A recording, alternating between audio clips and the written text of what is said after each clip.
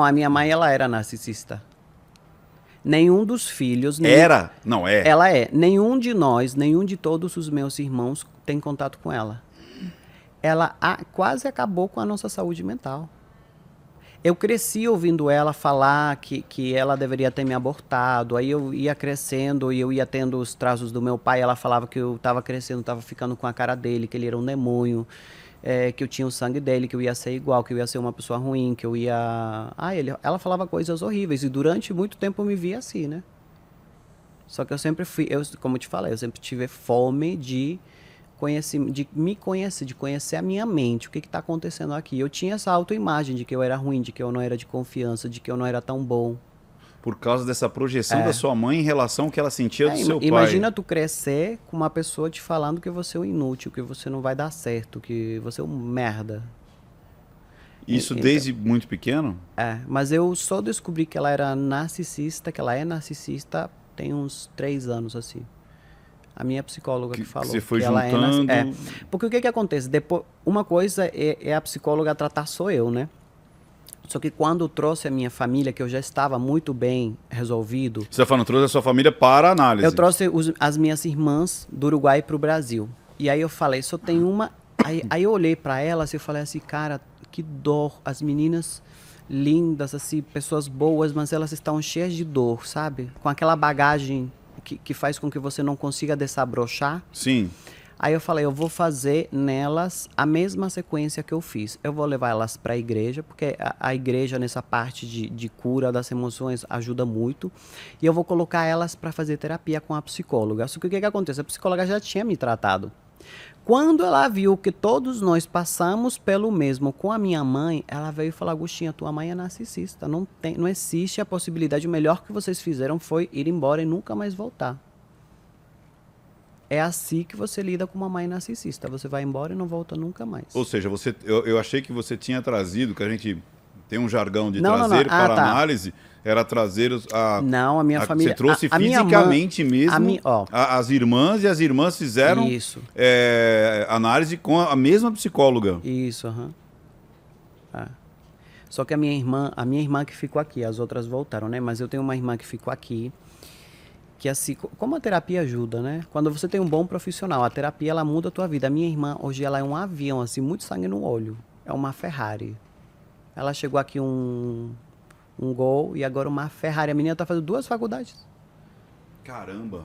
Uma Ferrari, e ainda vai fazer estágio. Já vai começar a fazer estágio? Já vai. Só que quando ela chegou, ela era diferente, assim, ela não sabia muito... o que ia acontecer com a vida dela, se o que eu estava oferecendo, essa vida que eu estava oferecendo, dela ter um carro, dela ter um apartamento, de eu pagar a faculdade, dela ter uma empregada em casa. Porque eu tentei dar às minhas irmãs não o estilo de vida que eu tenho, porque elas têm que entender que esse estilo de vida você conquista com muito esforço. Mas elas tinham um estilo de vida que era assim, acima da média, correto? Então, uma pessoa que apanhou tanto que nem elas, duvida disso, entendeu? De que alguém possa fazer algo por você. Elas tinham essa dúvida, assim, o que ele quer da gente? O que ele tá querendo, entendeu? E Elas chegaram a verbalizar isso pra você? Tipo, Agostinho, mas o que você quer em troca? As que voltaram, sim. Você fala que voltaram... As que voltaram, voltaram sim. Para o Uruguai, não? Voltaram para o Uruguai, E aí, só que agora que elas estão vendo a minha irmã, que ela já está... Progredindo. Ela já está no terceiro semestre, né?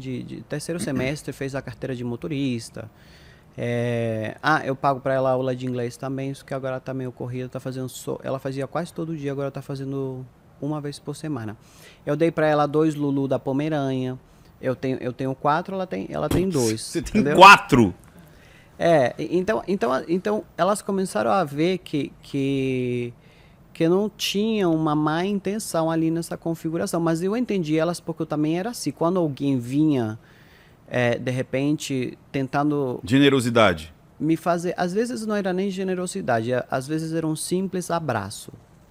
Na minha cabeça, eu ficava assim, o que será que essa pessoa está querendo em troca? Entendeu? Porque nós crescemos nessa configuração. Quando a nossa mãe nunca nos tratava bem. Quando ela nos tratava bem, era pra gente lavar a louça, era pra gente limpar a casa, entendeu? Então a gente cresceu nessa configuração. Saquei. E isso fez com que você aí foi por... Você acredita que foi por conta disso que você saiu do Uruguai? Sim. Eu saí do Uruguai porque a minha mãe falou que era para eu ir embora e nunca mais voltar. E eu fiz o que ela falou. Você tinha quantos anos? 18. Quando ela falou isso, eu tinha 16. Eu saí do Uruguai com 18. E foi para Florianópolis? Fui para Florianópolis de ônibus. Foi uma situação assim... Um pouquinho mais do que 100 dólares. R$720, acho que era. Assim, naquela época, foi a única, não a única, mas assim, a situação assim, que eu mais senti como se tivesse quebrado uma coisa dentro de mim. Quando você... Quando ela verbalizou assim. Porque é muito engraçado, não, é muito estranho. Você tem uma mãe narcisista, um pai narcisista e você é apaixonado por ele, entendeu? Por exemplo... Até porque nessa época, com, sei lá, de 18 para baixo, você não tinha essa concepção. Era tua mãe e era o que você tinha... Eu não tinha essa concepção. Mas quanto mais eu apanhava, mais eu me esforçava para ela me ver como alguém de valor. Eu sempre fui o melhor da sala de aula. Eu fui o único dos meus irmãos que nunca... perdeu um ano. Sabe quando você tem que fazer um ano? Repetir. Nunca repeti nenhum ano, sempre tive notas excelentes. Eu portava a bandeira, uma das bandeiras. No Uruguai a gente tem a bandeira dos 33 orientais, que foram os nossos heróis que mataram os brasileiros quando tentaram fazer do Uruguai um estado.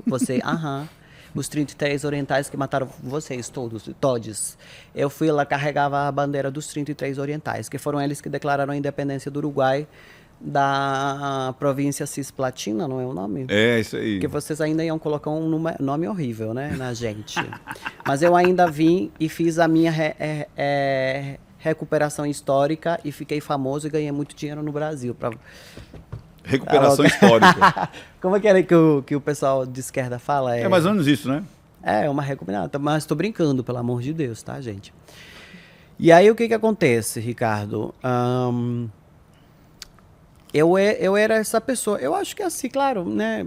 Hoje eu tenho plena consciência de que eu jamais teria me tornado essa pessoa tão competitiva, tão disposta a ser vista como alguém de valor, se não fosse pela minha mãe, entendeu? Porque eu fui doutrinado desde criança. Aí eu dei o meu melhor na procura do reconhecimento, de ser amado. Eu queria ser amado por dar o meu melhor, entendeu? E hoje eu ainda sou assim. E hoje as pessoas me amam porque elas sabem que eu dou o meu melhor. Imagina que eu atendo milhares de clientes na minha loja, assim, milhares. E eu tenho menos de 80 reclamações no Reclame Aqui. Todas resolvidas.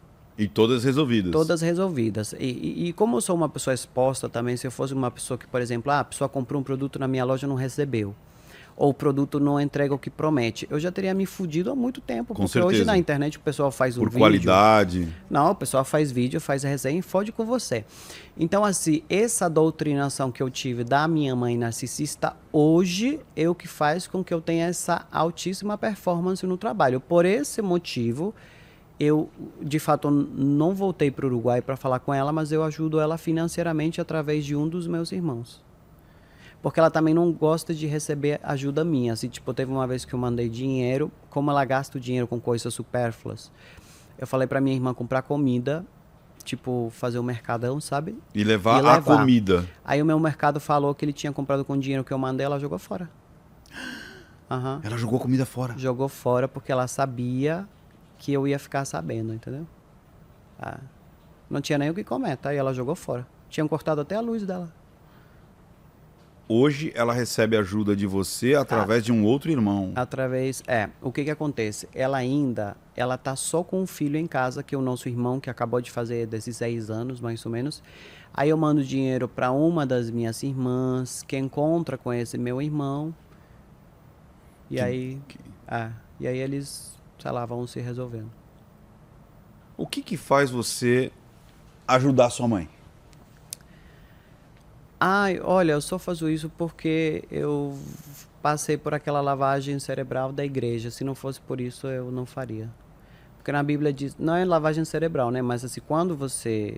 Não, mas deu para entender. Quando você tem coisas que... Essa experiência que você tem dentro da igreja, eu gosto de fazer esses retiros da igreja, é uma experiência que, quando falam é uma lavagem cerebral positiva. Porque você abre mão da sua própria vaidade, do seu próprio ego, porque pelo meu ego, pela minha vaidade, era para eu deixar ela morrer de fome mesmo, entendeu? E deixar ela ser enterrada como indigente. Essa é a minha vaidade. Só que na Bíblia diz que a gente tem que honrar pai e mãe, independente de qualquer coisa. Então, por esse motivo, eu voltei a ajudar ela. Só por esse motivo. A situação até humanitária, de repente.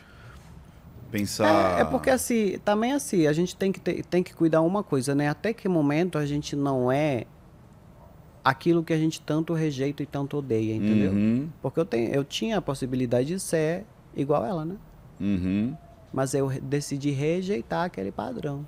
Você acaba de assistir a um corte. Para você acessar o conteúdo na íntegra, o link está nas descrições. E para você não perder nenhum bate-papo, inscreva-se agora no canal.